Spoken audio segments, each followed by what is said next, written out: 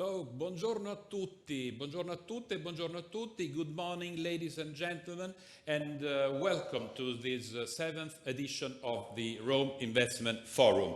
As you can see, there is a fully digital version, a fully digital edition due, of course, to the pandemic.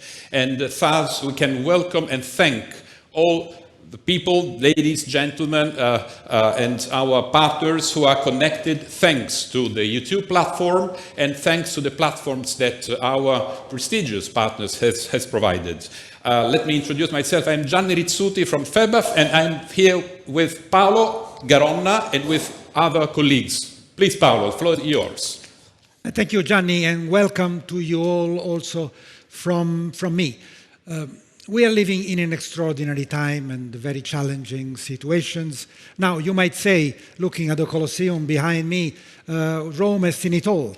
Invasions, disasters, plagues, distractions, and Rome is still here, as beautiful as ever.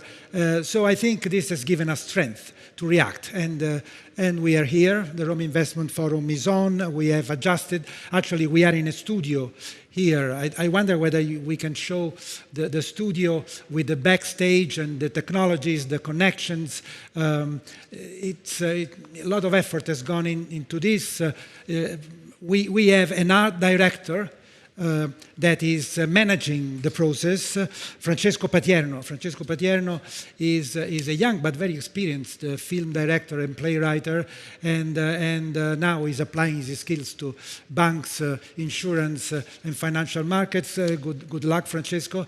And so I think we have also the full team of FeBAF, and we have Emanuela Faris here with us, and Franco Del Neri. Please raise your hand, show where you are. They are just in front of me. They will be also alternating here on the podium, and they will handle the question and answers and the social media.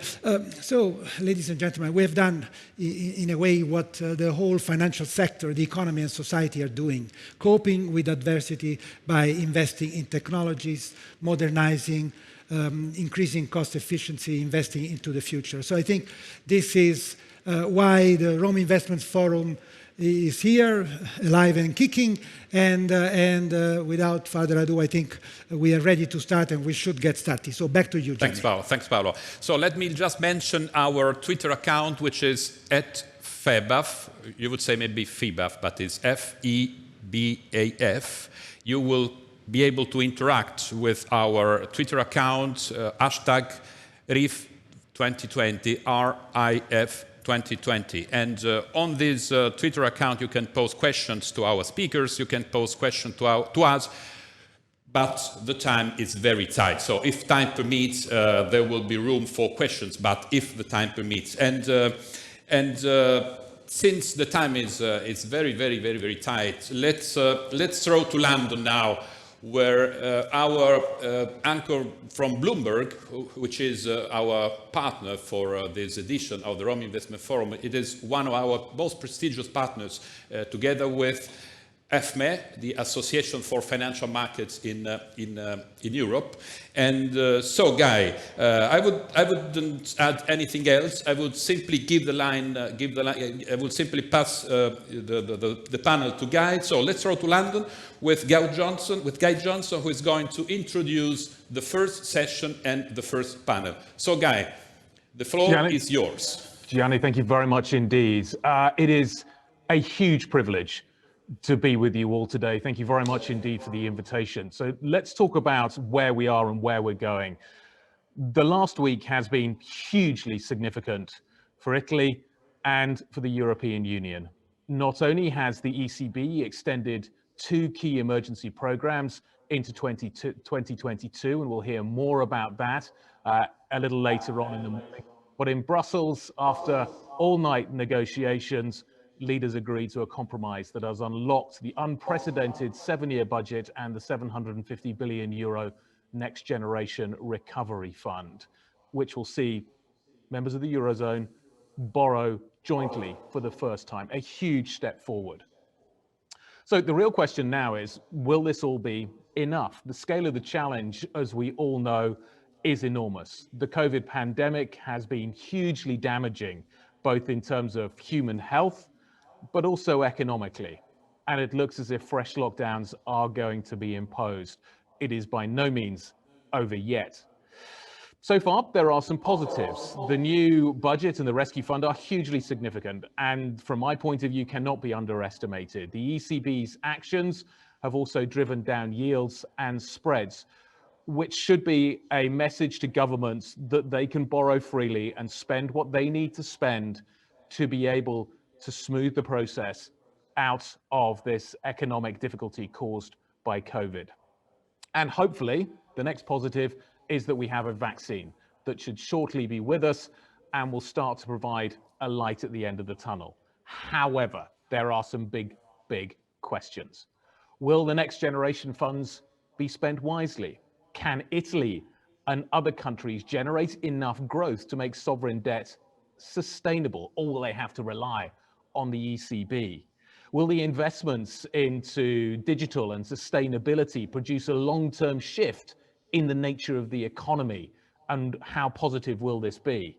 We'll be able to manage this process. Will the bureaucracy be up to it?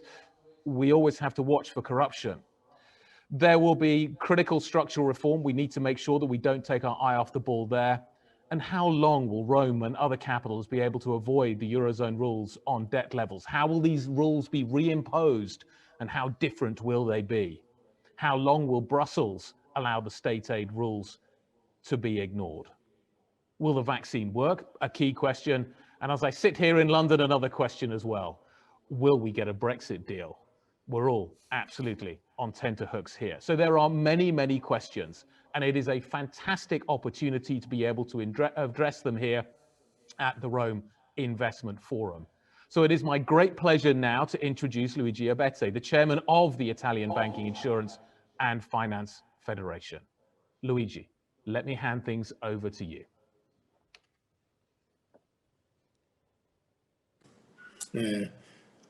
Thank you, buongiorno a tutti, grazie per questa introduzione.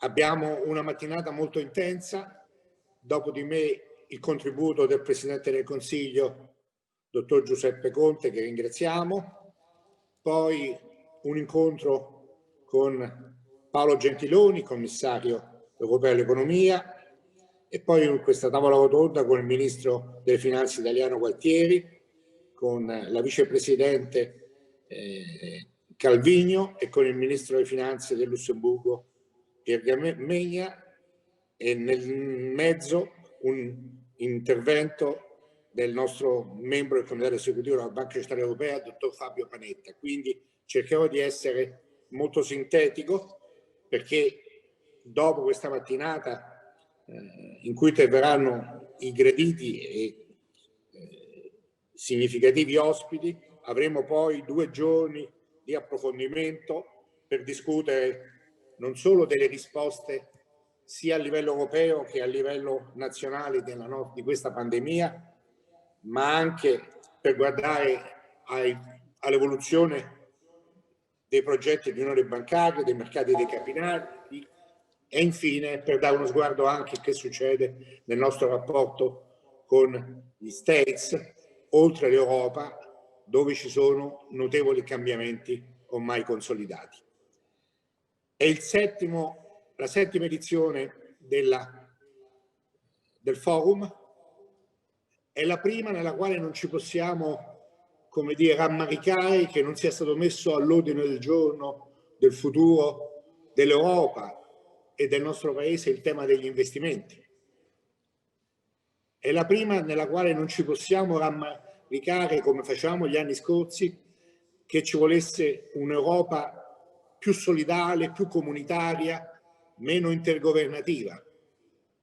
La pandemia, con tutte le lutti, le difficoltà sia sanitarie che economiche e sociali che ha comportato in questo anno difficile, ha obbligato tutti quanti a fare un passo avanti, e quindi occorre oggi dare continuità a questo percorso, evitare di cadere nella trappola di una nuova stagnazione e di una riduzione della velocità del cambiamento.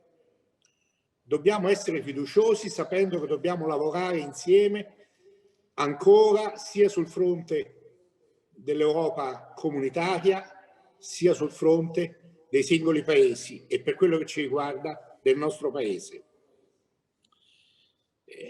I progetti del Next Generation EU all'interno delle attività del Recovery Fund danno la dimensione di una capacità di coesione e di visione che certamente è, come dicevo prima, nuova e che deve essere coniugata in termini reali. Come Paese saremo sottoposti ad una vera e propria prova del nuovo. Dovremo dimostrare di saper gestire la somministrazione dei vaccini, di saper progettare e scegliere poche priorità strategiche e perseguirle con competenza e determinazione. In questo quadro dovremo dare concretezza alle nuove sfide ambientali, di innovazione tecnologica, di coesione sociale, sapendo anche avere una declinazione delle stesse che tenga conto di quelli che sono i grandi punti di debolezza del nostro Paese. Il nostro Paese, accanto alla sua capacità di essere competitivo con il Made in Italy, accanto alla vitalità delle sue imprese grandi, medie e piccole, ha certamente handicap aggiuntivi rispetto agli altri paesi europei che in questa fase devono essere affrontati e risolti non con bypass o con soluzioni di emergenza, ma con soluzioni strutturali, innovative, consolidate. Certamente il primo deficit è un deficit di efficienza e di efficacia della pubblica amministrazione. Su quello bisogna intervenire semplificando le regole e sostituendo, ove necessario, le culture di coloro i quali sono stati troppo abituati a non decidere, a deresponsabilizzarsi, quindi a lasciare nella stagnazione problemi che proprio per colpa di questa situazione da risolvibili sono diventati molto più difficili. Accanto al tema della pubblica amministrazione, la seconda centralità sulla quale noi dobbiamo coniugare e declinare le sfide dell'ambiente, dell'innovazione e della coesione sociale è quella delle infrastrutture. Siamo purtroppo carenti di infrastrutture adeguate ai tempi moderni, siano esse materiali e immateriali, e dobbiamo quindi avere in un percorso dei prossimi 24 mesi molto chiaro che ambiente, innovazione, coesione sociale si perseguono, ma non possono essere, come dire, distribuiti a pioggia su tutte le attività, ma devono essere finalizzate a risolvere le priorità del sistema Paese Italia. Pubblica amministrazione, infrastrutture, recupero di produttività, perché la competitività del Made in Italy si confermi e si rafforzi, e perché la capacità di innovazione delle imprese, che ha fatto molti passi avanti già negli ultimi anni, si realizzi ancora di più nei prossimi anni. E infine saper affrontare il quarto tema, la quarta centralità che un paese come il nostro ha, che è quello di essere un paese accogliente in cui le decine di milioni di visitatori di tutto il mondo possono diventare centinaia, in cui il turismo e il Live in Italy diventi un punto di forza come il Made in Italy, essendo due gambe diverse di una stessa medaglia. Il Made in Italy, la capacità del saper fare italiano che si rivolge al mondo, il Live in Italy, il saper far apprezzare l'Italia, la sua qualità della vita, il suo ambiente, la sua cultura, i suoi patrimoni naturali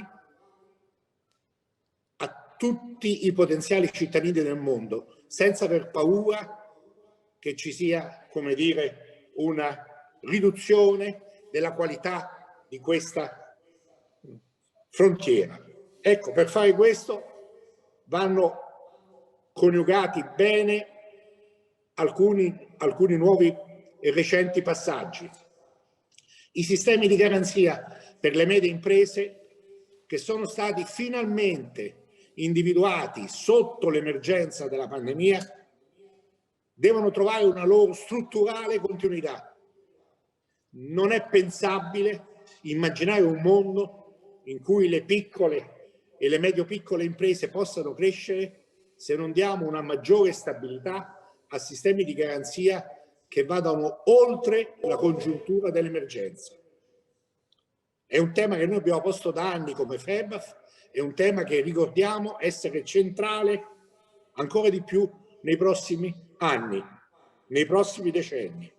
Noi abbiamo il vantaggio di avere questo patrimonio di piccole e medie imprese, ma dobbiamo avere la consapevolezza che le normative e le regole del mercato finanziario internazionale riducono fortemente la capacità di sviluppo di queste imprese se non si accompagna con un sistema di garanzia e supporto che, senza deresponsabilizzare gli attori del mercato, trovi però dei punti di equilibrio stabili nel tempo. Accanto a questa, la seconda sfida operativa che è il mondo della finanza italiana è dare reale ampliamento all'investimento privato nel sistema della impresa. Noi non possiamo avere un mercato dei capitali ancora così asfittico che si rivolge soltanto alle grandi e alle medio-grandi imprese, oppure che serve a risolvere qualche passaggio generazionale o qualche operazione di dismissione o di acquisizione di azienda. Noi dobbiamo trovare le modalità per dare premialità al grande risparmio italiano, che deve naturalmente essere coinvolto nel rafforzamento patrimoniale delle medie e medio-piccole imprese, perché la sfida del futuro è rendere sempre più internazionali le medie e le medio-piccole imprese italiane, che già sono leader nelle nicchie, ma che devono consolidarsi e che dopo questa pandemia devono trovare quindi un ambiente che gli consenta di raggiungere questi obiettivi. Quindi dobbiamo lavorare oltre le normative esistenti, dobbiamo usare meglio il risparmio, anche il risparmio previdenziale, dobbiamo dare più libertà di azione al sistema assicurativo, che oggi è vincolato dalle normative vigenti, dall'attuale interpretazione del Solvency 2 e quindi impedito di fare investimenti più a lungo termine nell'economia reale e nel sistema delle imprese produttive.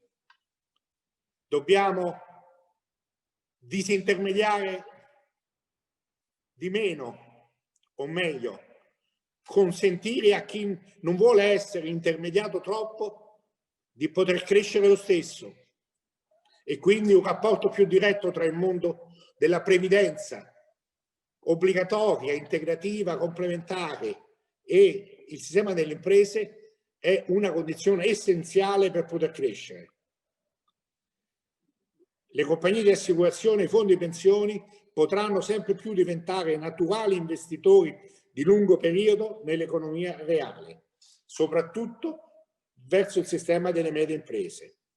Dobbiamo rendere più agili i trattamenti dei long term equity e degli LTIF a livello europeo per evitare che rimangano delle case di eccellenza ma limitate a numeri di operazioni che per quanto riguarda l'Italia si contano sui numeri delle mani. Ecco, abbiamo quindi una grande opportunità. L'Europa ha fatto un passo avanti, il nostro Paese sta gestendo con dignità e con un'adeguata attenzione la problematica dell'emergenza. È arrivato il momento però in cui si costruisce il futuro non pensando soltanto al breve termine, ma pensando a lungo termine. E per fare questo bisogna avere inevitabilmente una visione a matrice, in cui da un lato ci sono le grandi sfide dell'innovazione tecnologica, dell'ambiente, della coesione sociale, e dall'altro ci sono le grandi problematiche che vanno affrontate utilizzando le leve dell'innovazione, ma intervenendo non in modo diffuso, ma concentrato, non in modo limitato, ma significativo. Io concludo questo mio intervento di saluto e do un ringraziamento in primis al Presidente Conte, che adesso ci porta il suo contributo prima di seguire i successivi interventi. Grazie, good morning e buon lavoro.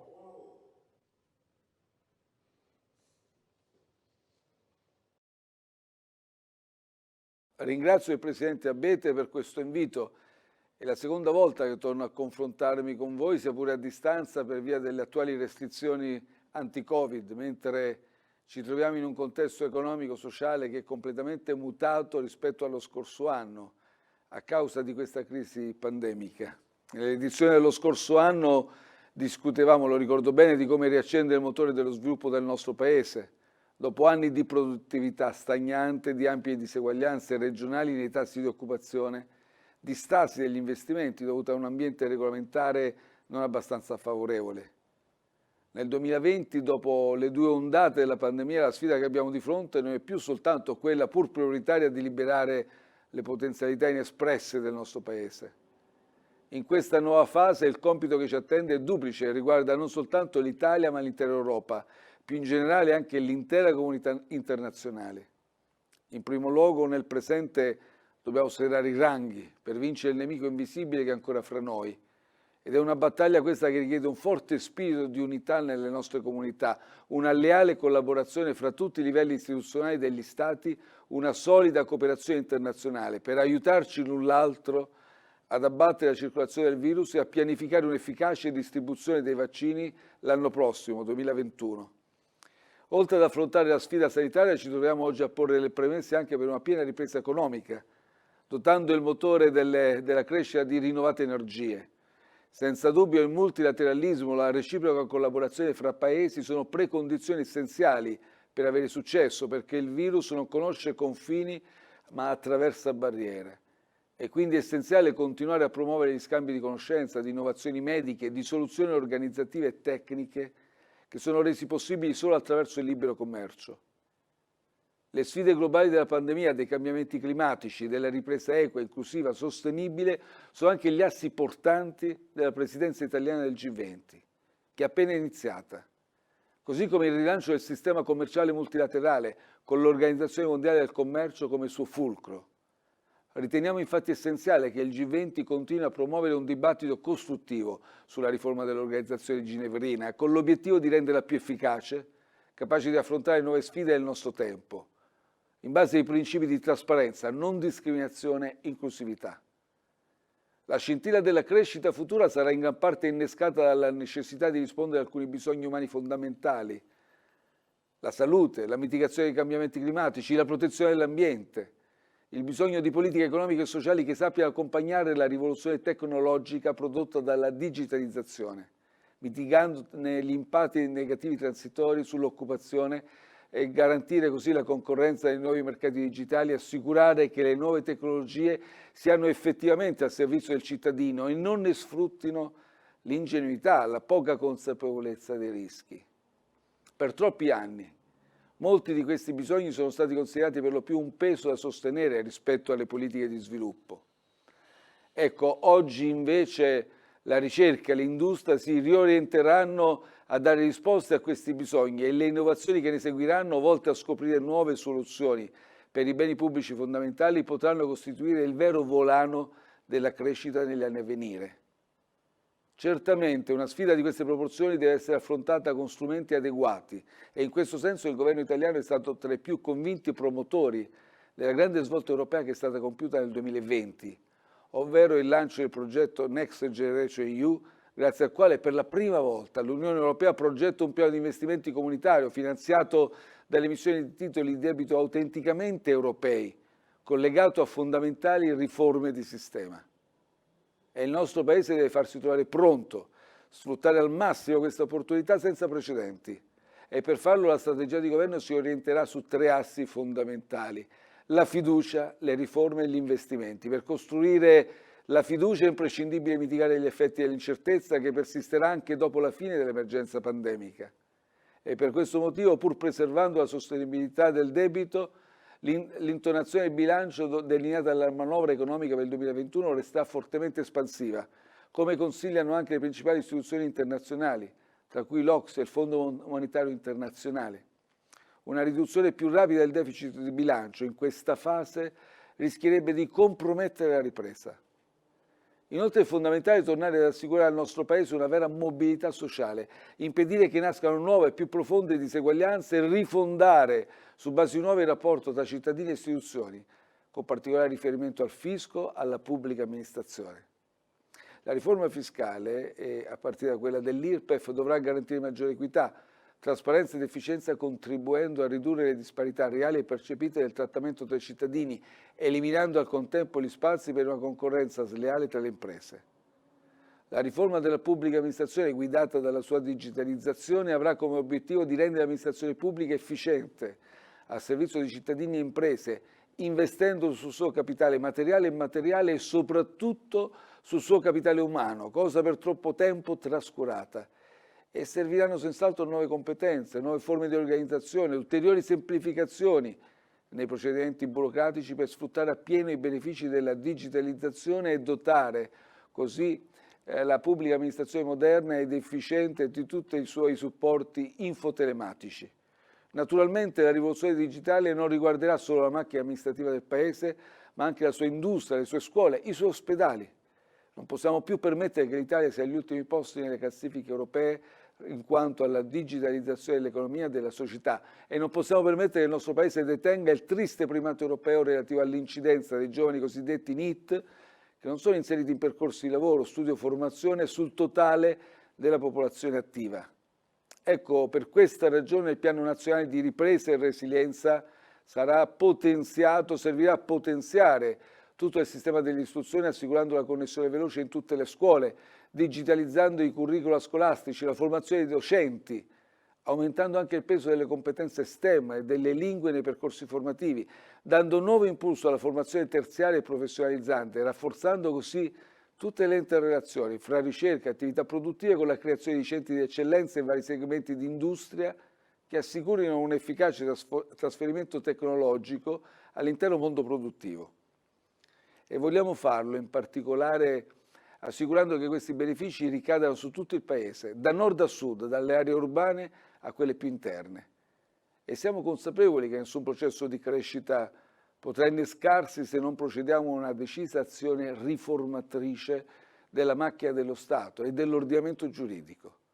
È per questo motivo che oltre alla modernizzazione della pubblica amministrazione di cui ho già parlato, intendiamo anche accelerare sul fronte della riforma della giustizia civile per velocizzare i tempi dei procedimenti, assicurare più certezza agli operatori economici. Con il nostro piano di ripresa e resilienza dovremo poi dare impulso a decine di opere infrastrutturali fondamentali per il Paese, come le tratte di rete ferroviaria ad alta velocità, ad alta capacità, che sono contenute nel progetto Italia Veloce, ricorrendo anche alla possibilità di progetti di poteri aggiuntivi per i soggetti attuatori, come permesso dalle norme transitorie del decreto poi convertito semplificazioni. Infine saranno gli investimenti pubblici a costituire la pietra angolare del nostro piano. In coerenza con l'indirizzo forte e innovativo della Commissione europea, intendiamo destinare il 40% delle intere risorse disponibili per il nostro Paese a una vera e propria rivoluzione verde.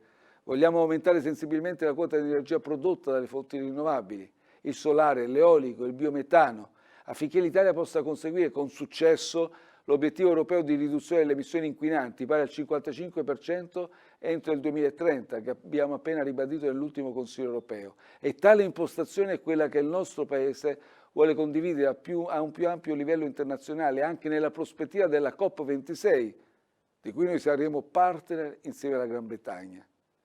Intendiamo anche potenziare e prorogare interventi già sperimentati, ma dotati di grandi potenzialità. Parlo del superbonus edilizio al 110%, del pacchetto incentivi di transizione 4.0, che riteniamo prioritario al contempo anche per superare quegli investimenti che mancano da troppi anni nel nostro Paese, per rafforzare le nostre imprese. Ma penso anche ad esempio alla sostituzione del parco rotabile degli enti locali, al rafforzamento della rete idrica, alla resilienza dei suoli forestali, che è cruciale per contrastare il dissesto idrogeologico. Si tratta senz'altro di un piano molto ambizioso, articolato, che oltre ad un'attenta pianificazione richiede anche un'attuazione più efficace possibile.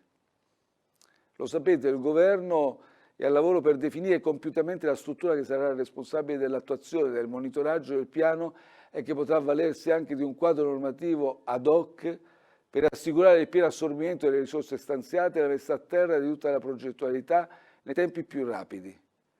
Questa struttura in nessun caso sarà sovraordinata, sovrapposta ai doverosi passaggi istituzionali. Molti dei progetti contenuti nel piano, seppure sostenuti in prima istanza da risorse pubbliche, avranno pienamente successo soltanto innescando preziose sinergie fra pubblico e privato, che passano in maniera decisiva anche per il contributo del mondo bancario e finanziario. Si tratta questo di un settore che, come avviene purtroppo in ogni periodo di crisi, ha subito fortemente l'impatto della pandemia.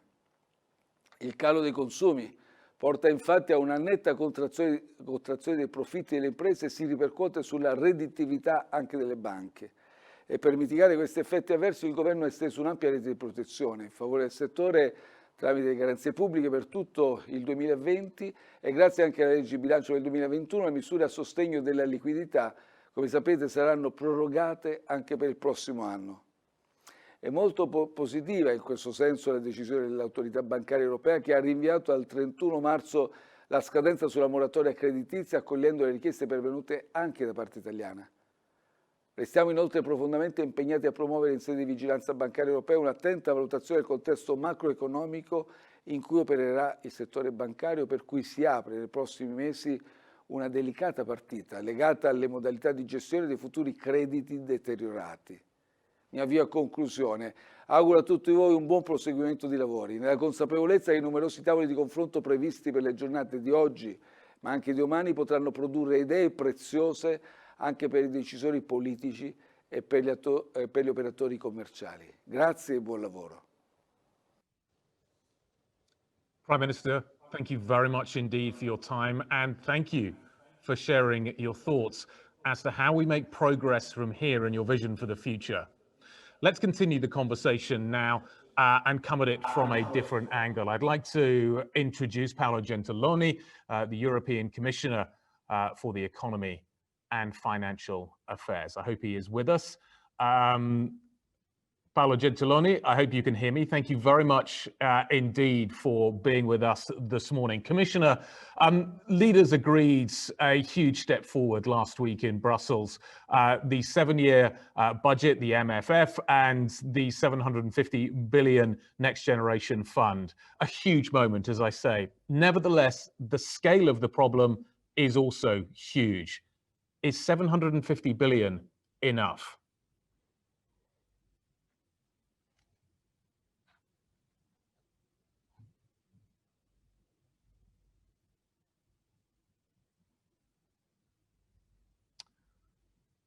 I think we're having a few technical difficulties. No. There we go. Mr. Gentiloni, thank you. I couldn't unmute myself. So it was coming, it was coming from you, the unmuting. So, well, first of all, good morning, everyone. Grazie a Luigi Abete, a FeBAF per l'invito di essere di nuovo presente a questo Rome Investment Forum. And indeed, the decision that you were referring to, taken last week, were, I think, really decisive. Of course, first of all, because the next generation EU process was finally unblocked and the risk of vetoes was removed. And of course, also for the other decision that was taken on the 55% target of emission reduction in 2030. Is this enough? You were asking. Well, of course, I think we have to always remember that the EU is not a federal state, and that we had this year an impressive amount of decisions taken by the member states. These decisions were in total something around 4% of GDP in extraordinary expenditures and something around 25% of GDPs on public guarantees. So this was an impressive reaction made possible from member states by common decisions, the decisions taken by the ECB and the European Commission on the pandemic program of the ECB and the fiscal rules and the state aid rules from the Commission. So we had a national reaction, and now we have a European plan. And this European plan, for the first time in our history, has also a firepower of a common debt for common purposes. So my answer is definitely yes. I think it is enough if we consider both the national and the common response. But of course, all depends on the quality that we will be able to provide to these plans. Okay, well, let's talk about the next steps. How quickly do you see the funds being dispersed? Have you received all of the requests? Have you received Italy's request? I'm just curious as to the timeline on how this is going to work and how quickly countries will receive the money. Well, the initial idea was to have the first approval of these plans in late spring. I think this was the idea of the decision taken at the end of July, when for the first time the European Council approved the proposal of the European Commission. Now, finally, last week we had the final decision, and I think that this timeline, I mean, late spring or maybe beginning of the summer, could be indeed implemented. As you know, the first approval will come from the European Council with a vote with qualified majority. And after this approval from the European Council, based of course on a proposal from the Commission, we will disburse the what we call a pre-financing, so the first disbursement, and this will be in the Council proposal 10% of the total amount, which is more or less for Italy 20 billion. But there is a discussion that I hope will be concluded tonight.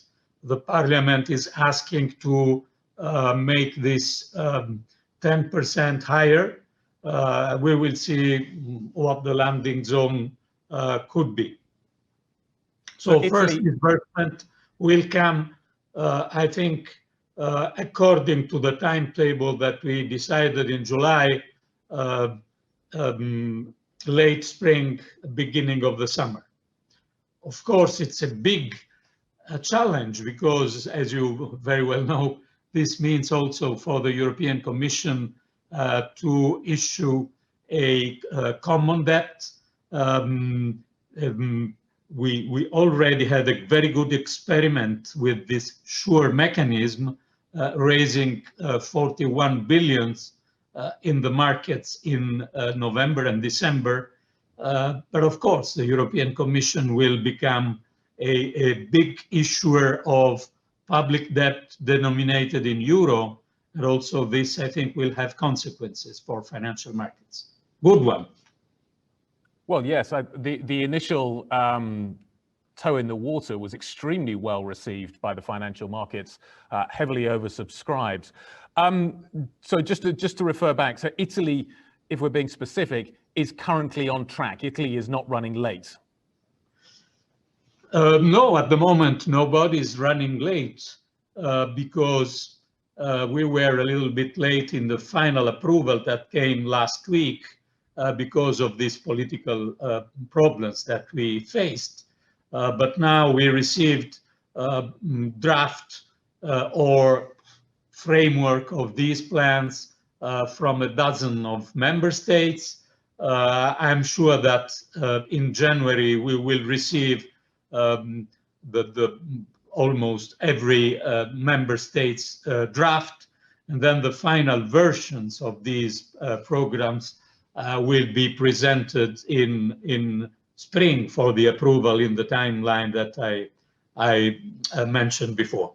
So I think that the general framework that the Italian government presented to the parliament is a broadly converging with the European messages and priorities, but of course we have to look at the single projects and the reforms and the commitments when the draft plan will be indeed presented.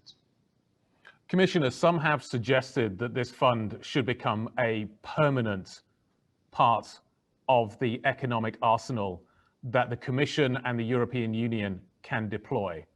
What are your thoughts on this? Well, I totally share the enthusiasm that I think is a right one for the decision that has been taken. Really an unprecedented one, and but I know that several leaders referred to a Hamiltonian moment, a Copernican moment, a Rubiconian moment, etc., etc. Okay, this is something that we will maybe define in 10 years from now. At the moment, we have an unprecedented decision, but we know for experience, the experience of the building of the European Union, then if it works, it can be repeated. So I think that our main task now is not to define this as a permanent mechanism, but to make it work. If it works properly, I think there is, as all our history shows, the basis to use the same method for new emergencies. But this is not a decision that has already been taken. This fund has been decided as an extraordinary one-off decision. I repeat, if it works, we will repeat it. Okay, let's talk about what needs to happen for it to work. First of all, do you worry that bureaucracy, that corruption will prevent countries, for example, Italy, spending this money effectively? Do you think they have the necessary tools to be able to deploy the money effectively? What also help can you provide to make sure that this all happens? Yes, indeed, I think we have two main challenges. One is the content of these plans. because the very fact that Europe has a plan, meaning that we have shared priorities, and these priorities are, first of all, the Green Deal. I've heard the Italian Prime Minister referring to this, and rightly so.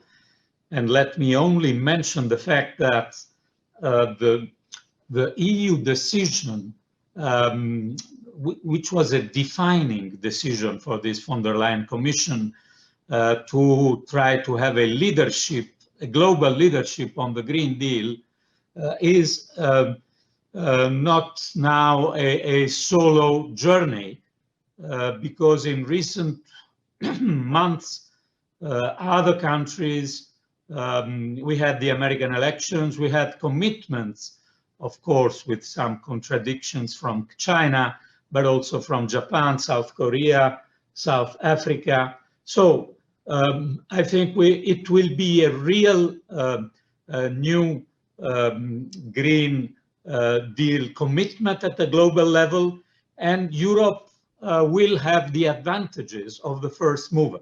So in one side, we have the mission, the priorities, the digitization, the Green Deal, the modernization and resilience of our societies.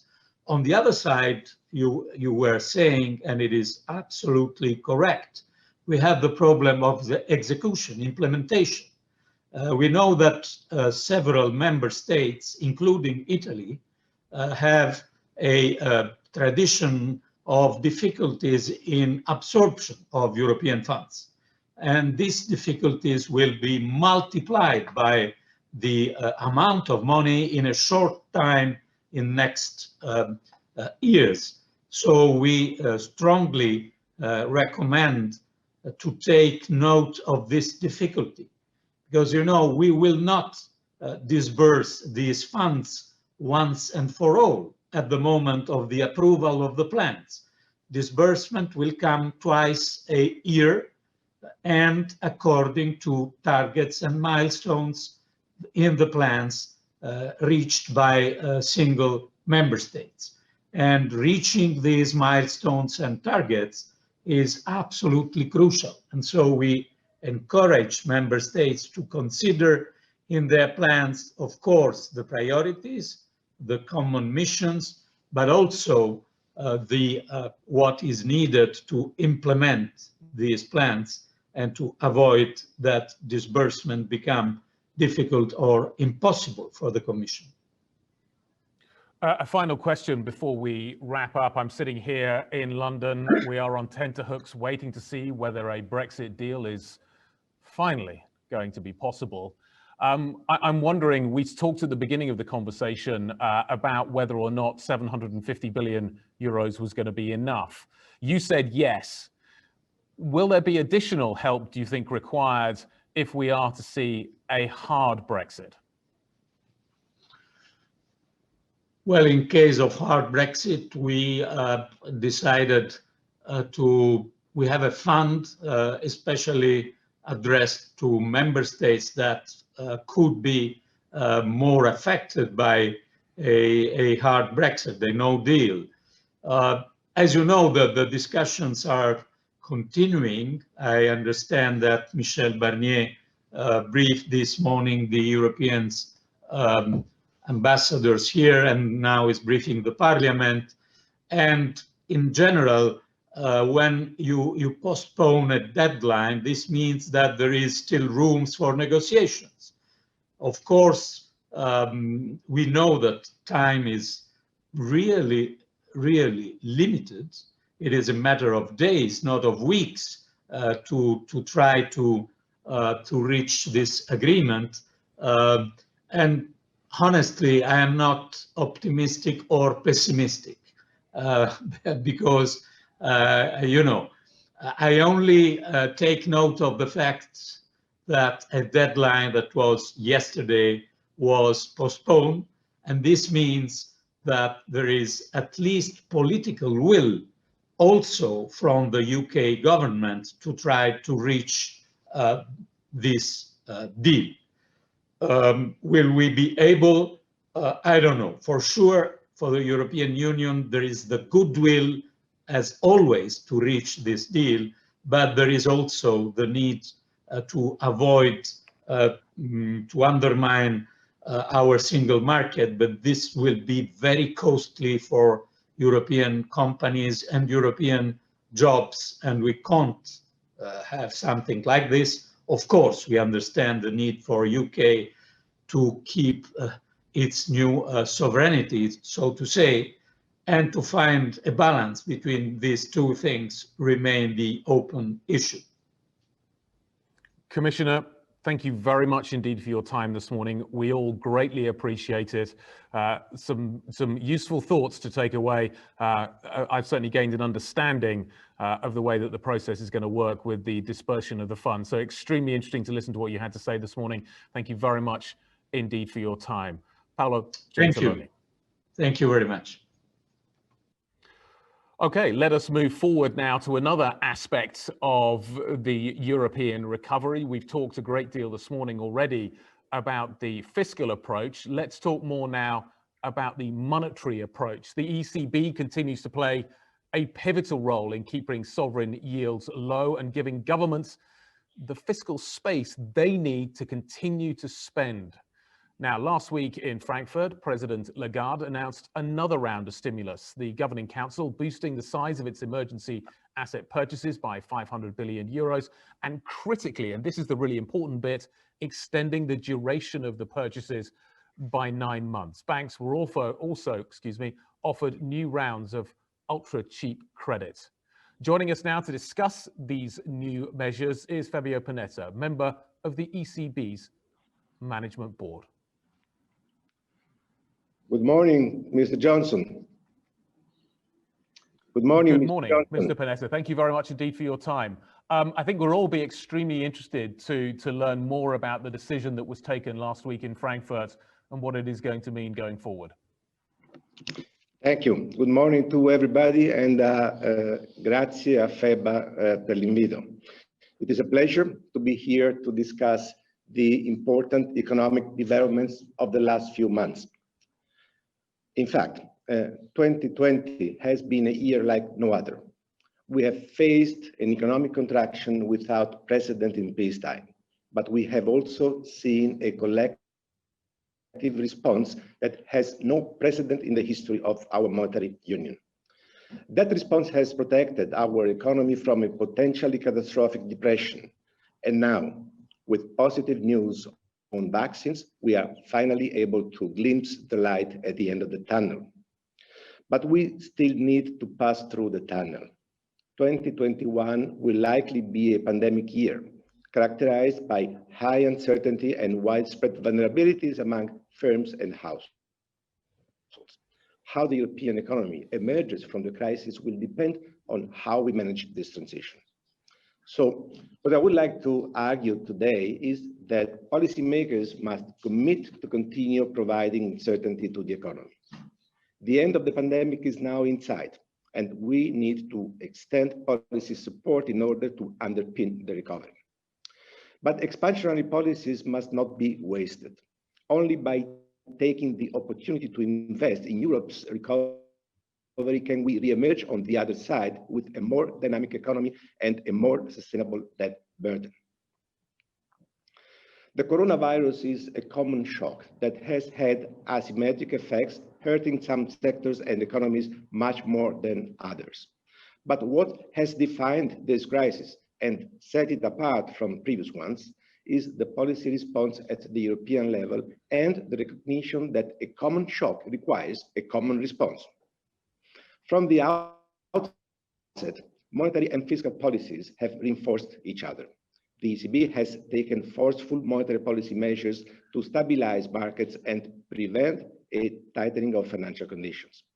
And fiscal policy has empowered monetary policy by offsetting lost private sector income and enabling banks to support the real economy. European policies, the ECB's monetary policy, and the joint EU fiscal support have generated a European dividend. This was a step change in European crisis management. As a result, the euro area economy was able to stage a strong rebound over the summer as containment measures were lifted. However, the recovery has been temporarily suspended in recent months due to the resurgence of the pandemic. Eurosystem staff now project that the euro area economy will contract by more than 2% in the fourth quarter of this year, with GDP falling by 7.3% overall in 2020. Growth next year will be 3.9%, 1.1% lower than expected in September. Inflation will remain subdued for a protracted period. It is currently negative and is projected to rise to just 1.1% in 2022 and 1.4% in 2023. This inflation weakness reflects the significant demand gap that the economy will be facing in the next 2 years. With high uncertainty compounding weak demand and financial vulnerability, it is not surprising that businesses today are reluctant to make irreversible investment decisions. According to a recent survey by the European Investment Bank, more than 80% of companies consider uncertainty the main barrier to investment, and this figure rises to 96% in Italy. It is therefore little wonder that at the end of the third quarter, total investment in the euro area was about 10% below its pre-pandemic level. So the question for policymakers is how to create certainty for businesses to invest once more. We cannot provide clarity about when the vaccine will be widely available or even how people will respond to when that day comes. But we can guarantee our commitment to support the recovery. The stabilization effort should therefore continue until the economy is on a solid, durable recovery path.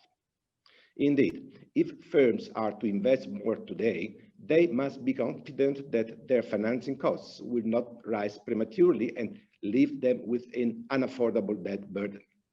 For monetary policy, this means providing certainty about financing conditions well into the future. Last week, the ECB Governing Council did just that. Since the very beginning of this crisis, the ECB has taken forceful measures to ensure that all sectors can benefit from favorable financing conditions. In March, we launched the Pandemic Emergency Purchase Programme, the PEPP, under which we had purchased 700 billion euros of private and public sector bonds by end November. Nearly all euro area sovereigns are now borrowing at negative rates up to 5-year maturities, while corporate spreads have narrowed significantly. Our purchases were complemented by a further easing of our targeted longer-term financing operations, the TLTROs. Over the past 6 months, more than 1.3 trillion euros have been allotted to banks at favorable rates on the condition that they continue providing financial support to the real economy. Our measures are ensuring that households, firms, and governments can benefit from very accommodative financing conditions throughout the euro area. And in order to provide the certainty that the economy needs, the ECB is committed to preserving favorable financing conditions well into the future. To this end, last week, we decided to strengthen our monetary policy action. We increased the envelope of the PEPP by 500 billion euros to a total of 1.85 trillion and extended the horizon for the net purchases until March 2022. This large envelope gives us considerable firepower. It allows us to respond flexibly at any time and with the necessary force to resist a premature tightening of financing conditions that could jeopardize the return of inflation in a sustained way to our aim of 2% over the medium term. We have also extended the most favorable conditions on our TLTROs until June 2022 and broadened their size. This will help calm fears of a tightening of financing conditions in the coming months. The EPP envelope can be further expanded and extended if warranted by the inflation outlook. And we stand ready to adjust all our instruments if downside risks to the outlook materialize, including those stemming from exchange rate dynamics. Indeed, an appreciation of the euro could significantly affect euro area inflation. There should be no doubt here. The ECB will not accept inflation settling at levels that are inconsistent with its aim. This is why we took action and why we will continue to provide the monetary accommodation that is necessary to support the convergence of inflation to 2% over the medium term. Our commitment to preserve favorable financing conditions will support the strengthening of inflation dynamics in two main ways. First, over the coming months, where uncertainty is still high and the private sector is reluctant to take risks, fiscal policy will remain the main actor in the stabilization effort and, as such, a key channel for transmitting monetary policy to the real economy. Confidence in future financing conditions will remove obstacles to fiscal policy playing this role in full. And when uncertainty recedes, monetary transmission through the private sector will gain more traction. Firms will be able to take full advantage of favorable financing conditions and carry out their investment plans. This is the second expansionary effect, and crucially, the ECB's commitment to preserve favorable financing conditions makes this effect more powerful over time. The commitment is linked to supporting the return of inflation to our aim over the medium term. Given our projections, which foresee that even in a mild scenario, inflation would rise to only 1.5% in 2023, this means that financing conditions will need to remain very supportive, even as growth accelerates from next year onwards. Also, in the light of the prolonged deviations of inflation below our aim over a number of years, a steady return to 2% is essential to anchor inflation expectation. But firms need certainty about more than just financing conditions. They also need reassurance about future demand and growth. To lift the economy out of the crisis, governments need to wisely use the fiscal space created by our monetary policy and other key decisions at the European level, in particular, joint EU borrowing. Next Generation EU alone will provide fiscal support amounting to about 5% of euro area GDP, focused in particular on those countries that have been hit hardest by the crisis, including Italy. We will exit this crisis with higher public and private debt levels everywhere, so achieving growth rates higher than interest rates will be crucial. For fiscal authorities, this means they should focus on high-quality, productive investment spending that lifts potential growth. Many European economies have seen their growth capacity decline over recent decades. Capital deepening virtually stagnated, leading to lackluster productivity performance. Reversing this trend is necessary to ensure debt sustainability. NGEU spending should focus on investment in those areas with the greatest potential to boost productivity and labor participation. If this happens, the possible gains are large. According to ECB estimates, NGEU funds could increase real output in the euro area by up to 1.5% by 2026. High efficiency and institutional quality will be key to maximizing the benefits of NGEU. For Italy, the possible gains are larger, up to 3.5% of GDP if funds are well invested. Moreover, NGEU grants could reduce public debt to GDP ratio by more than 5 percentage points by 2026. The gains will be highest if spending is targeted at the technologies and sectors that will drive the economy after the pandemic. More than half of EU firms expect to increase their use of digital technologies in response to COVID-19. This requires enhancing digital skills and infrastructure in order to be ready to face the digital challenge. In the euro area, the share of individuals with at least basic digital skills ranges from 79% in the Netherlands to 42% in Italy. If spent wisely, NGEU funds will contribute to significantly improving technological capabilities. This would not only ensure that all our economies are ready to take advantage of this transformation. It would also reduce one of the differences in structural conditions that has contributed to divergences among European economies. NGEU funds can be directly used to accelerate digitalization, for instance, by increasing the use of e-government services. The fiscal space that NGEU creates in national budgets can also be reallocated towards digital training and education. In the past, pandemics have sparked innovation in how economies are structured. Recent research shows that government interventions during the 1918 influenza pandemic helped spur innovation after the pandemic ended. I see no reason why we cannot do the same.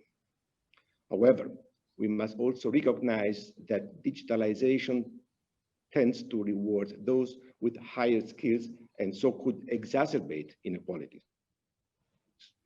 Therefore, during the transition, attention should be given to the social implications of reallocating resources towards more digitalized sectors. Investment to support the transition to a low-carbon economy will also be a key component of the recovery from the pandemic throughout the euro area. Italy should not be lagging behind in this area. Let me conclude. The coronavirus shock may be a turning point for Europe. The agreements reached by EU leaders in recent months show that we all understand that addressing challenges together brings benefits to everyone. Our common response at the European level must now continue in order to provide clarity on the policies that will be implemented to underpin and strengthen the recovery. To put the economy on a solid, durable growth path consistent with the return of inflation to our aim, monetary and fiscal policies need to remain accommodative for an extended period of time. Fiscal policy must focus on investment in order to boost potential growth. We must resist the temptation to take hazardous shortcuts. Only growth, not financial alchemy, can guarantee that sustainability and pave the way for prosperity. Thank you. Fabio Panetta of the ECB, thank you very much indeed. I thought some really interesting comments towards the end of what Mr. Panetta had to say there. Advice not only to Italy, but to other countries within the EU about the opportunity that the NGE fund provides, but also the challenges it also poses. There is going to be a huge effort needed to ensure that we see these funds are deployed adequately and effectively to generate the kind of upside that Mr. Panetta was talking about, which does sound significant, but only if these funds are deployed adequately. Thank you very much indeed, Mr. Panetta. Extremely interesting to hear what you had to say, and certainly the efforts of the ECB thus far hugely effective in driving down yields and spreads. The real question now is whether or not we will see an uptick at some point in inflation that gets back to the current target that the ECB currently has. And we'll also keep a careful eye on what is happening with the value of the euro in that area as well. So let's talk more about what is happening here and how the process moves forward. As Mr. Panetta was saying, the challenge is now for countries to deploy these funds effectively. What assistance do they need from Brussels is another key question.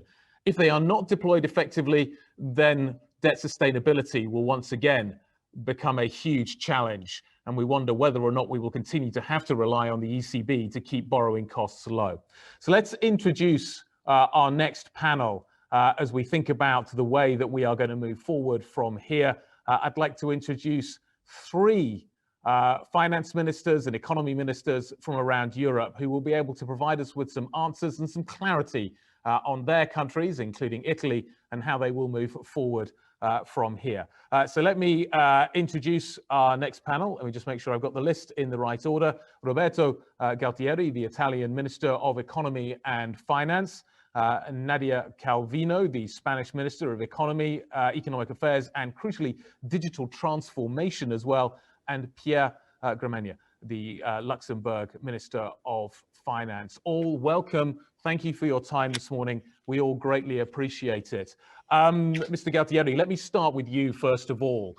Italy, as we were just hearing, has a huge challenge in absorbing the funds that are now being provided as a result of NGE. Is the bureaucracy up to it? How can we ensure that corruption will not diminish the effect here? And have you already made your application for the funds? How are you all going to ensure that these funds are used effectively? Mr. Galtieri, over to you. Thank you. Good morning to everybody. It's a pleasure for me to participate, unfortunately this time only virtually, to the Rome Investment Forum 2020, which has been so far and is also with this new edition a very important forum for discussing crucial issues relating to economic policy at euro area level, financial integration, and many of the points, of course, that now bring us to discuss about this extraordinary opportunity that all member states have to have for the first time a very, very effective coordination between monetary policy and fiscal policy, and also new tools at EU level for increasing our investments. And this is really historical challenge. And let me first express how my satisfaction for the agreement reached at European Council, and now for the concrete opportunity to implement a plan which has been discussed many times during also previous edition of Rome Investment Forum. And of course, now that we have the political agreement, we will have, of course, now some weeks for the conclusion of trilogues and legal implementation. But we all know now that we have the opportunity to start without delay this next generation EU plan, and it's up to member states to show that we all are adequate to this challenge. And of course, for Italy, the test is particularly relevant for a number of reasons, because Italy has been among those asking for this kind of policy innovation since the beginning, because we are in absolute size, not in relative actually, but in absolute numbers, the biggest, those who receive the highest amount of resources, including the grants component that is extremely significant, but also the loans one. And we are among the few, I think, or the only, I'm not so sure, that will use also part of the loans for additional investments. And of course, because we have experienced in the past difficulties to put to the ground investments, public investment at the adequate level. So we have a challenge, which is, of course, to design a sufficiently ambitious plan, a plan which is not aimed only to increase the resources for investment, but also to address some of the structural difficulties, problems of the countries, and the plan we are defining is actually doing so, and is extremely ambitious, I would say. But then, of course, there is also the other side, which is the governance, the implementation, and as everybody know, on this there has been also political discussion in the recent term, exactly because this is a crucial problem.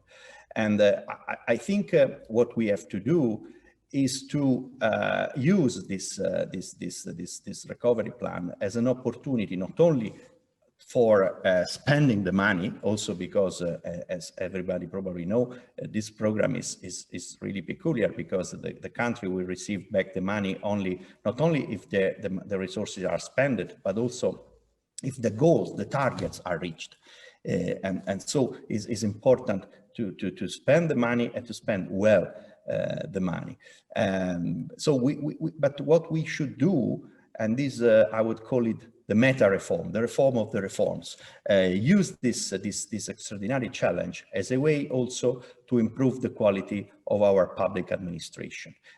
So the public administration that will be able to spend all these resources to meet these targets will be a new public administration, more efficient. So is the reform of the reforms, let me call like that. And that's why I think,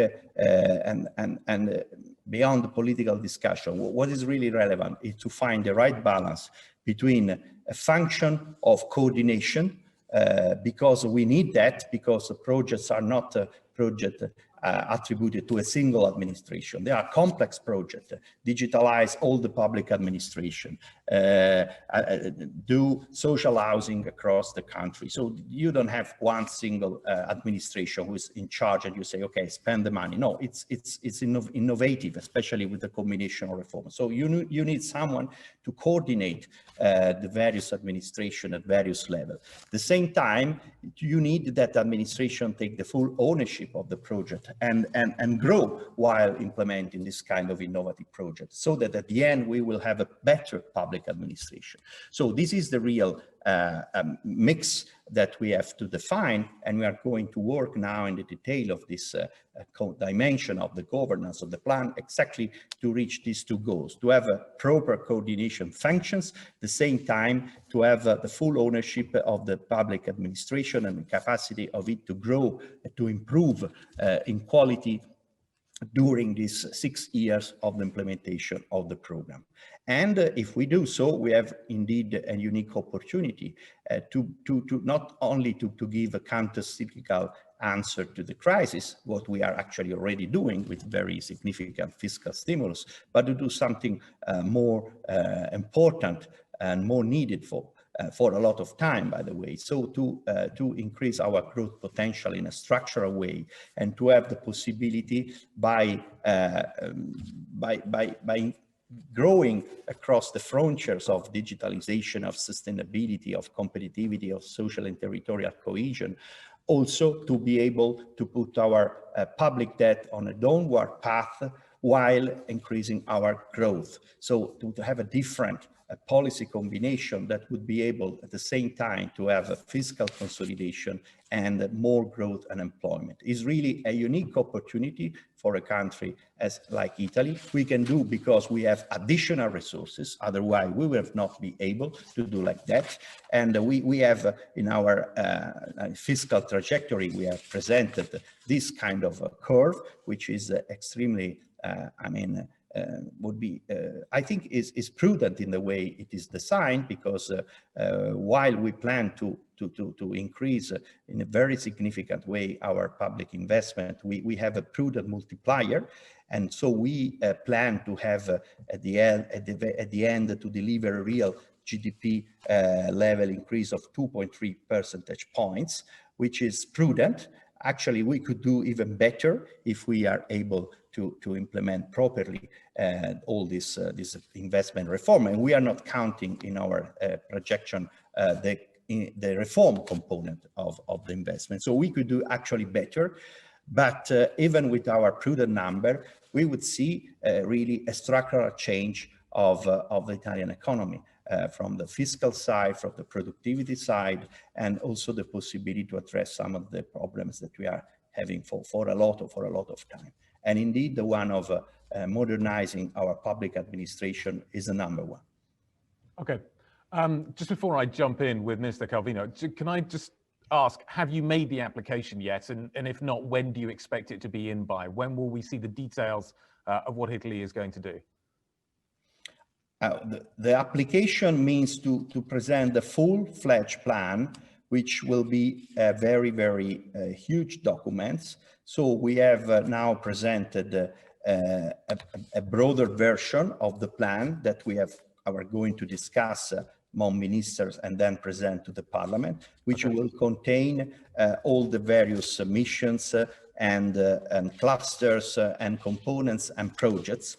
And we are working in strict contact with the Commission on each of the projects, which are very huge amount of paper, because in each of the projects, so we will present the final, a long version of the plan. The short, let's say, one will be ready soon. The long version will be presented in time, beginning of next year, to the Commission according to the deadline, and will be huge, because it's a huge program, of course, more than 200 billion of investment and reform. Each project will be detailed. We will not have many projects at the end. We will merge projects, is big cross projects. So at the end, we will around 60 projects, huge projects, and very, very defined with different components, and each of the project will be a significant element with concrete components, target, milestones. So is a very huge work, but we are going to be ready in time and to have, I think, one of the most ambitious plan in Europe. Roberto Gualtieri, thank you. We'll be back in just a moment. Let me turn now to Nadia Calvino of Italy, of Spain. We've done Italy. Let's move on to Spain. Sorry about that. Let's talk a little bit about the opportunity that you see, Minister Calvino.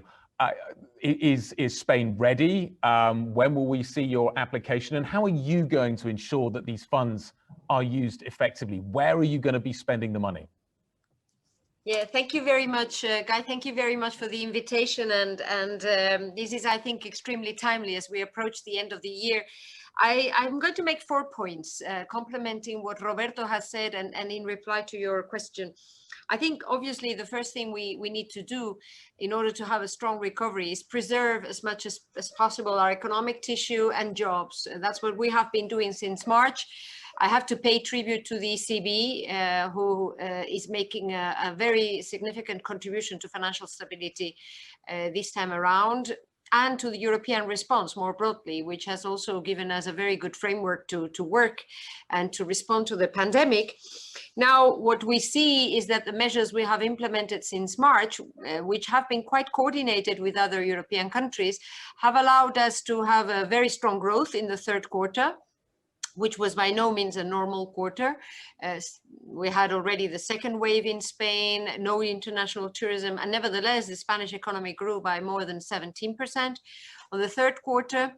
Employment data allow us to also have a positive forecast for the fourth quarter, and that is a very important point of departure, isn't it, for the recovery? We are preserving our economic tissue so that when we finalize this hibernation phase, we can have a strong growth in 2021.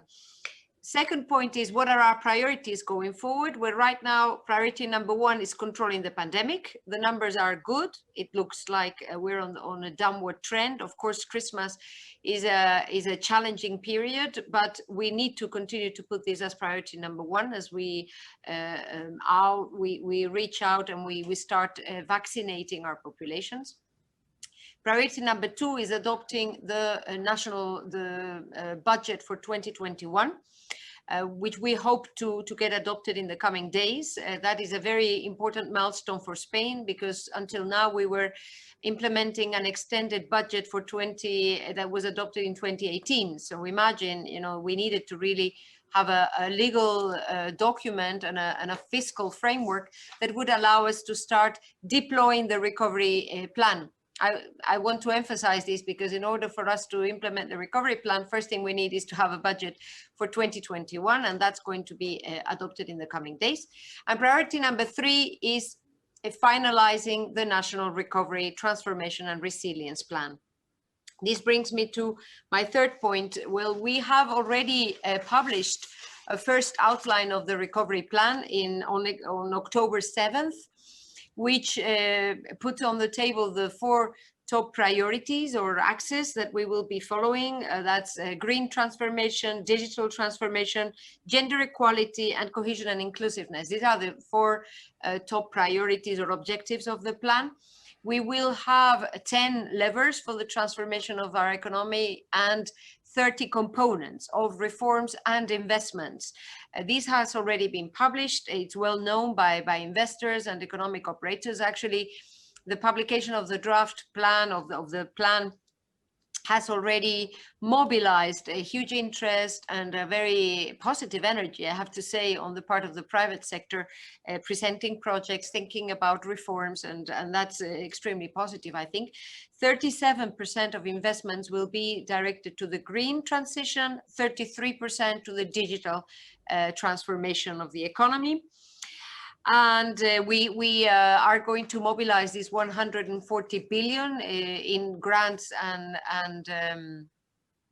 loans in the coming 6 years, and we are interested in strongly front-loading these investments so that we kickstart growth already in 2021. So we have foreseen in our draft budget for 2021 already 27 billion of investments, which will come from the Next Generation EU instruments.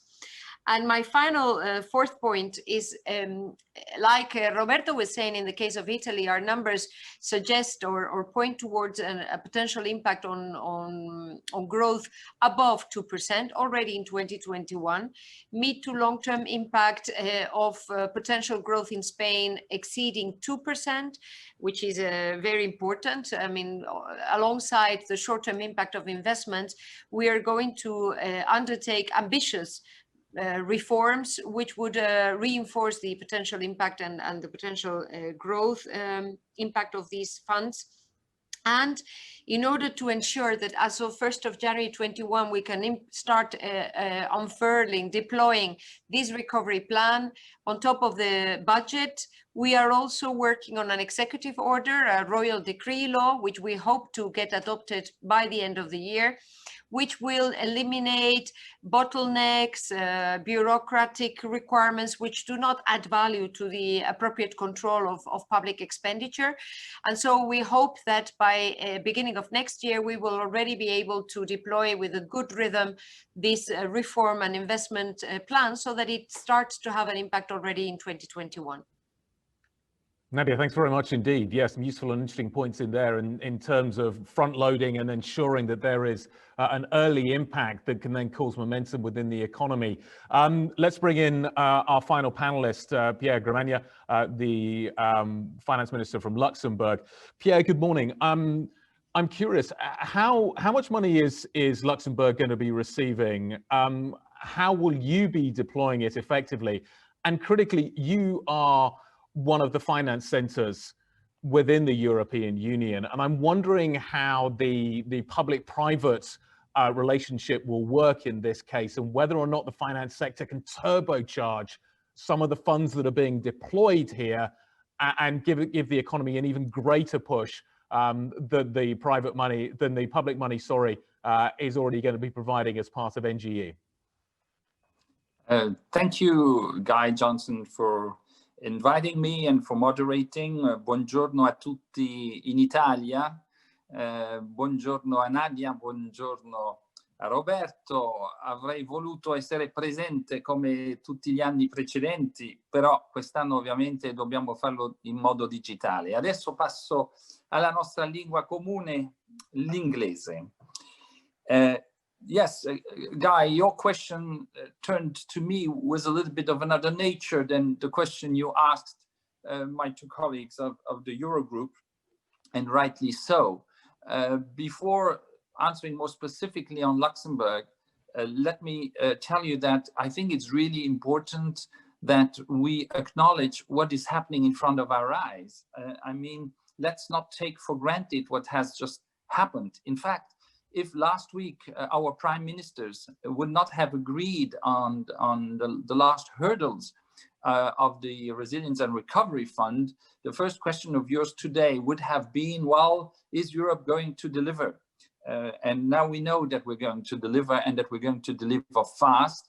And we should acknowledge that, and acknowledge that it's the finance ministers starting in April of this year that had really triggered this move of solidarity, which was, to a certain sense, unexpected and necessary nevertheless, but very few people were believing that was possible. Our country was one of 9 writing to the EU Commission President and to the EU Council that we needed solidarity in this symmetric crisis that we are all living through, symmetric in the sense that the virus is hitting us all, and that we all have consequences.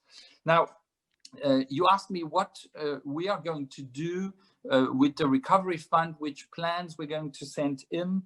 I have to disappoint you or to reassure you in the sense that Luxembourg will get very little support from the Recovery and Resilience Fund, and will pay a multiple, a huge multiple of what it receives. But that's what solidarity is all about. And we were advocating the Corona bonds back in March, but I think that what we're doing here is much better than the Corona bonds, because we focus on quality investments, and we want that this recovery will deal with the two main challenges that we have, which is the green and climate transition on the one hand, and the digital transition on the other hand. Now, we've moved in Luxembourg from a balanced budget that we were expecting this year to a deficit of the budget of the central government that would be around 7% instead of being balanced. So you see that the impact has been strong in all countries. Now, the good news is that the Commission, as well as the National Statistical Office, is forecasting that the decline of GDP will not be 6% as anticipated, but only 4.5%, which is good news. And that next year, that's a little bit less good news. The recovery is not going to be 7 as expected, but also around 4%. What does it tell us? And I think it's similar for most countries, is that basically in the years 20 and 21, we will have no growth. So we have to deal with that. And the answer to that is, in my opinion, very simple. The answer is investment, investment, investment. We have to learn, and we have learned from the crisis of 2008, where we focused too quickly all over Europe and in the central bank to budgetary discipline, and that hurt us a lot. In fact, the investment gap has been prolonged since 2008 until now in most European countries, my country being a little bit an exception here to the rule. But we have learned from it, and the ECB has shown with its very dynamic monetary policy and easy money and low interest rates, like Mr. Panetta has rightly underscored, that this is the right answer at this time. And we have the continuation of those measures right through the whole year 2021. That is quite important. So in Luxembourg, we're going to invest a lot, more than 4% of GDP next year. We have had even 5% of investment this year, which explains also the huge deficit, because we wanted to help companies reduce the potential risk of unemployment by having short labor scheme, and by obviously having generous subsidies for the companies, quite similar to what has been done in many countries, very close to what has been done in Germany, to give an example. Now, you asked me the question and the role of the financial center. Well, obviously, it's key. And here also we have a huge difference with 2008, which comes from the fact that back then the crisis was financial first and became economic afterwards. The banks were the problem. Today, they're part of the solution. Non-performing loans are far lower in most European countries, so banks can act, can be a relay and transmit credit based on the fact that the central bank has a very generous policy towards the banks themselves. Vice President Panetta mentioned the TLTRO that have been extended and that are extremely favorable. So the banks are ready to help, and they are trying to do it. But as some have mentioned, I think Mr. Panetta mentioned that too, investors are very cautious at this junction, and it's quite understandable because of the uncertainty in the market. And I like the image that was used, that we see the light at the end of the tunnel because the vaccines are coming and are coming fast, but we still have to cross the tunnel. So let's make that tunnel as short as possible. And so let's make sure that the private sector can play the role it has to play. We have an investment fund industry here that is very lively. It's the largest investment fund place in the world after the United States.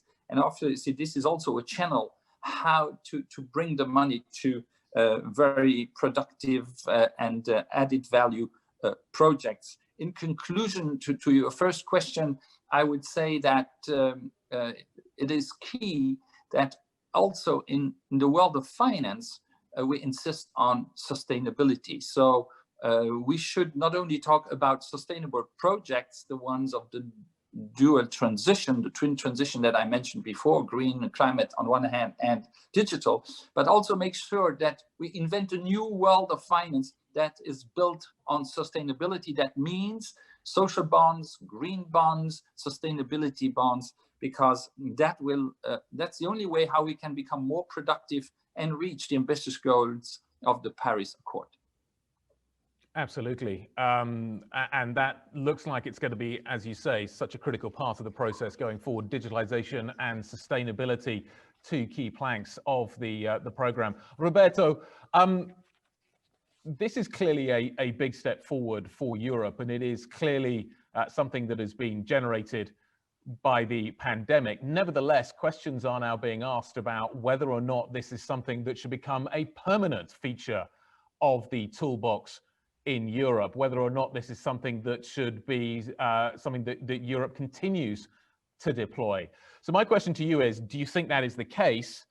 And do you think that will be required to make sure that Italy's debt is sustainable on a more medium-term basis? I think that would be appropriate to make this new feature of conducted common economic policy and financing investment permanent would be a wise choice. I understand that now that we are testing this innovation, other members say would first like to see, okay, how are you using these resources? Is this really something that would be beneficial for each country, for the Europe?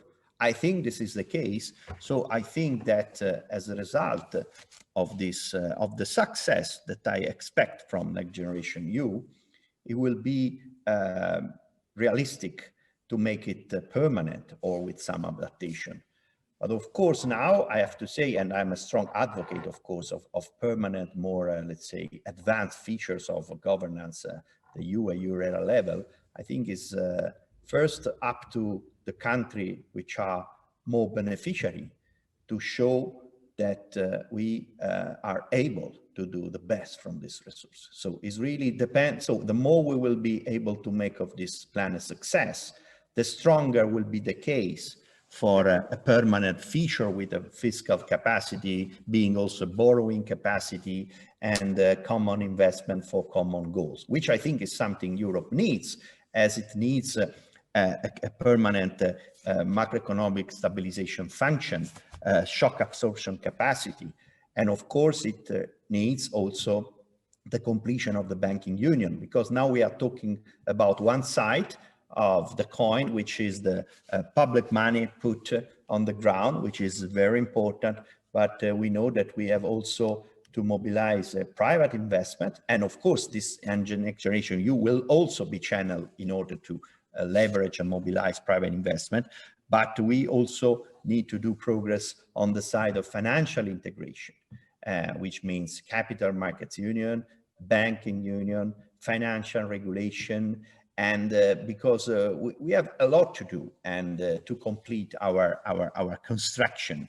And these two elements, a more advanced governance on the fiscal side, better and more deep financial integration would be the progress that we will need to define together and deliver also in the next years. And we have started because we have agreed on the ESM reform in order to anticipate the introduction of the common backstop of the banking union, which is leg number 2.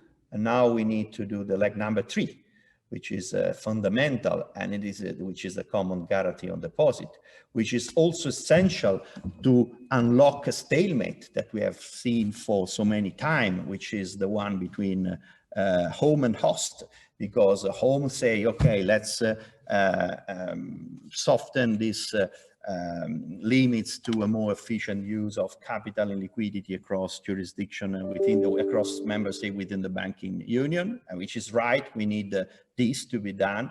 But on the other side, hosts say, okay, but we need to safeguard, and without the daddies, we will never see a consensus on more, let's say, integration, let's say, banking union integration fight. So these are all things interconnected, and which are crucial because we need a triangle, monetary policy, and we are very good on that side. We have heard Panetta. We have seen how now with the toolbox that was created also with Mario Draghi, now we are able to do very efficient monetary policy operations. And we have now fiscal policy at the new level of coordination with monetary policy and with borrowing capacity. We need now to move forward on financial integration, which is equally essential. Okay, Nadia, do you think it'll become permanent? Do you think progress can be made, as Roberto talks about, on the financial front as well? We've mentioned the reform to the ESM, which is going to allow the SRM to become more effective. What is your expectation? Is this a big step forward? If we can deliver this NGE effectively, can it become a permanent feature? I think that the different actions we have taken since March are a very important step forward. Starting with the new liquidity instrument, of course, starting with the ECB instruments, of course, and then the new liquidity instruments that we adopted in the Eurogroup. Let me remind everybody that we have created, in a matter of weeks, a new instrument to finance national treasuries called SURE, in order for us to have good financial conditions for our short-term work schemes. And these instruments have proven to be essential in a country like Spain, for example, to avoid the vicious circle that normally happened in previous crises, where even a relatively small drop in GDP would generate massive job losses. Now, this time around, we had 3.4 million workers under short-term work schemes protected in the spring. Now we are around 700,000 workers in the second wave, which shows that these instruments have been very efficient, not only to protect them in the worst moment of the pandemic, but also for them to be rehired by the companies and for companies to have a flexible instrument. Now, I think this is a massive step forward. That for the first time, we have not only backstops for the banks and for the companies, but backstops for the people, funded by the EU. And it is the embryo of a counter-cyclical instrument that Spain had been defending for the past 2.5 years, and it has become a reality in a matter of weeks, So on top of what Pierre was saying before, that we should not underestimate what we have achieved in the last months in terms of the next generation EU instruments, we already have been making history, if I may, in the spring with these new instruments. Now, on the next generation EU, for the first time, we're talking about European debt to fund a European response, which is not only encompassing loans, but also grants. And therefore, it is, in a way, the first time that we have agreed that we will borrow together to invest together in our common future. And I think that politically, this is a massive step forward. Now, I think that we should get this done. We should deploy our recovery plans. We should make this an instrument that has a counter-cyclical impact, and thus the importance of front-loading investments, as I mentioned in my previous reply. And then this success will certainly pave the way for having a more stable, counter-cyclical, stabilizing fiscal instrument for the Eurozone and more broadly for the EU as a whole, which we have been defending also for years. And my final reflection on the financial sector, also Pierre was emphasizing that thanks to the reinforcement of the banking union instruments and also thanks to the restructuring that the financial sector has undertaken in the last 10 years, at least in the case of Spain, there has been a very significant reinforcement of the balance sheets of the banks. And that has allowed them to play a constructive role this time around. We have been able to channel our public guarantees through the financial sector, mobilizing more than 112 billion euros in credit, mostly to SMEs and to self-employed workers. And I think this has also proven to be absolutely crucial to protect the economic tissue in the wake of the pandemic, and therefore to protect a basis on which we can build the recovery, as I was mentioning a moment ago. And I certainly think that the financial sector can also play an important role in channeling the new instruments for us to have sufficient degree of capillarity, you know, throughout the whole territory, and to reach SMEs and citizens throughout the whole country. And we certainly need to leverage our capacity to act on the basis of public investments to mobilize private investment, which will certainly have to be mobilized in huge amounts in order to undertake the green transition and the digital transformation. Thank you, Nadia. Pierre, let's continue the conversation then and get your perspective on this.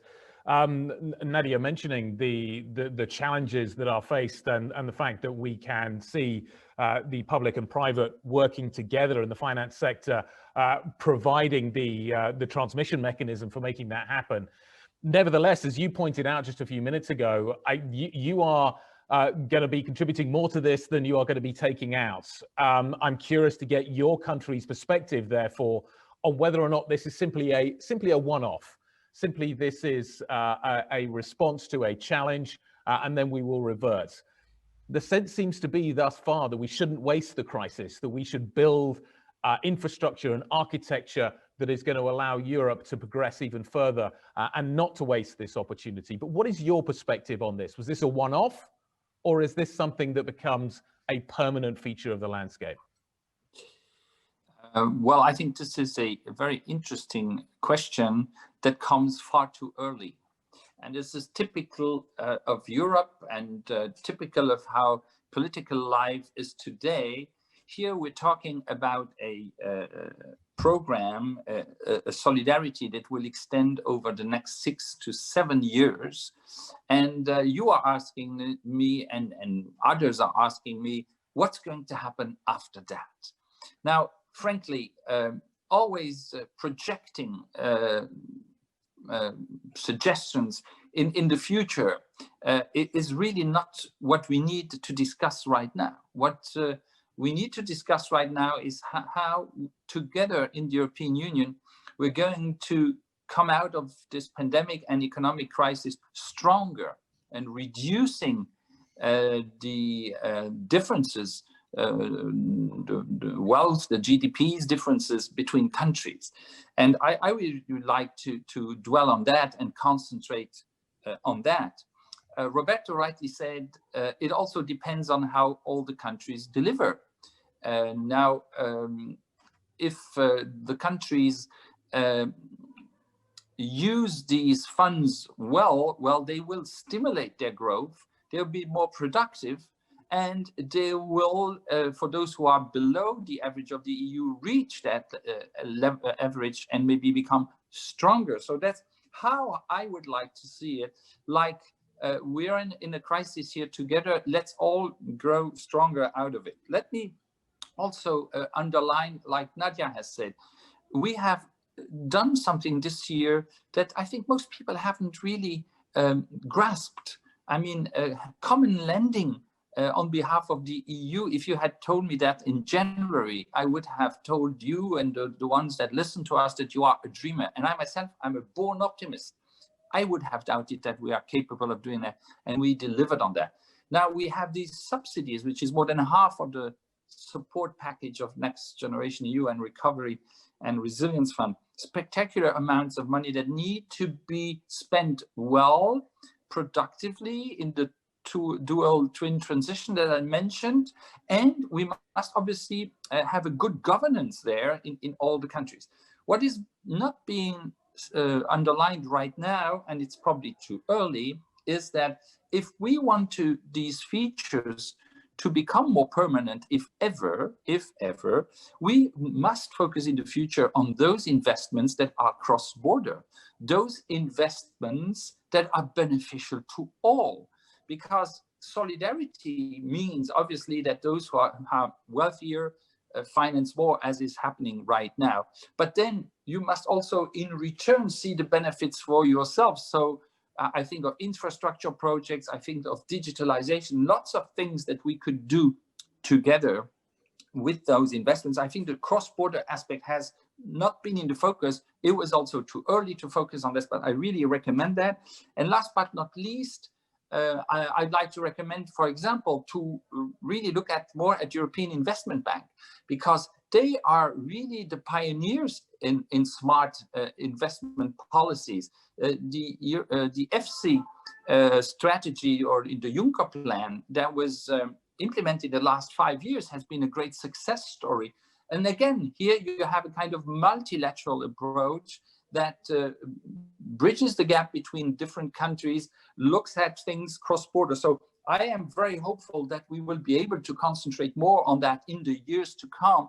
This is much more a priority than to think of what's going to happen in 6-7 years if this solidarity is these transfers of funds, because that's what it is, become permanent. Okay. You are all extremely busy, and as we've already talked about, the opportunity is absolutely enormous. I certainly wish you well in this venture. It looks like a huge opportunity for Europe moving forward from here. I just hope that it can be delivered upon in the most effective and efficient way. Thank you all so much for your time this morning. It's been a great pleasure to speak with you. Roberto Galtieri, the Italian Minister of Economy and Finance, Nadia Calvino, the Spanish Minister of Economic Affairs and Digital Transformation, and of course, Pierre Gramegna, the Luxembourg Minister of Finance. All of you, thank you very much. Thank you. Indeed. Bye-bye. Bye, Nadia. Bye, Pierre. Goodbye. Bye, Thank Roberto. Bye, Nadia. Bye.